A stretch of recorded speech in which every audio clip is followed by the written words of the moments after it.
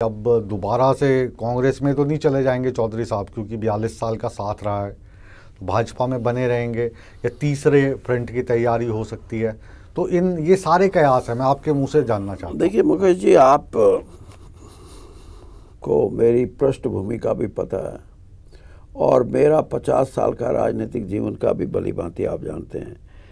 जो वीरेंद्र सिंह 42 साल कांग्रेस में रह के जब बीजेपी में आने की सोची, मैं किसी को बीजेपी में जानता ही नहीं था, और आज मैं 8-9 साल से बीजेपी में हूँ। कल मैं बीजेपी छोड़ता हूँ तो मेरी आत्मा नहीं मानती।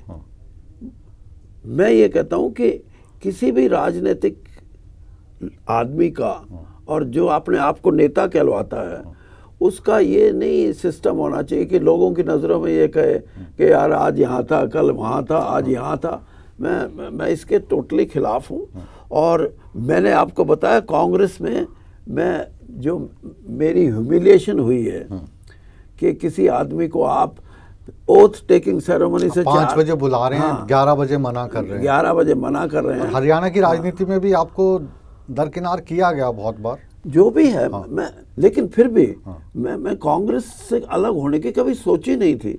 लेकिन ये ह्यूमिलिएशन, मेरे घर के वहाँ जो 84 लोधी एस्टेट मेरी कोठी थी वहाँ सरकारी, उसमें 5000 आदमी, उनके मिठाइयाँ बन रही हैं, चाय बन रही है कि हमारा भाई मिनिस्टर बनेगा, 5 बजे उसकी ओथ होगी। मैं वहाँ जा नहीं सका, मैं अपनी फ्लैट पे रहा। तो इतनी, इसीलिए, और मैं फिर भी मैंने मोदी जी को भी कहा, जब मोदी जी ने मुझे बुलाया मिनिस्टर बनाने से पहले, तो उन्होंने कुछ सवाल मेरे से पूछे कि आप कब से हैं, क्या है आपकी क्वालिफिकेशन, क्या है, कितने साल रहे। और मैंने एक बड़ी बात तो ये कही, मैंने कहा जी मैं कांग्रेस छोड़ के आया हूँ, लेकिन मैं आज भी मेरे मन में श्रीमती सोनिया गांधी की, क्योंकि राजीव तो रहे नहीं, उनसे भी मेरा एक दोस्ताना सा व्यवहार था और वो मुझे बहुत अच्छा मानते थे। लेकिन सोनिया गांधी को भी ये एहसास था कि वीरेंद्र सिंह हमारा अपना कॉन्फिडेंस का आदमी है। और मैं उनसे हाथ जोड़ के बोल के आया हूँ कि मैं इतनी ह्यूमिलिएशन के बाद इतने दिन तक जमा रहा, 1 साल तक, फिर भी मैंने नहीं छोड़ी।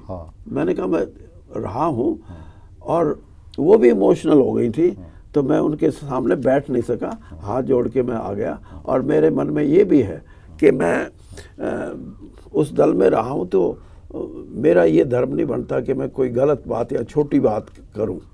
और मैं आपसे भी मैंने कहा मोदी जी, मैं 42 साल मेरा राजनीतिक जीवन, उस समय तक 42 हुए थे। तो मैंने कहा एक बात की मुझे बड़ी तसल्ली है कि मैंने रात की नींद आराम से आती है।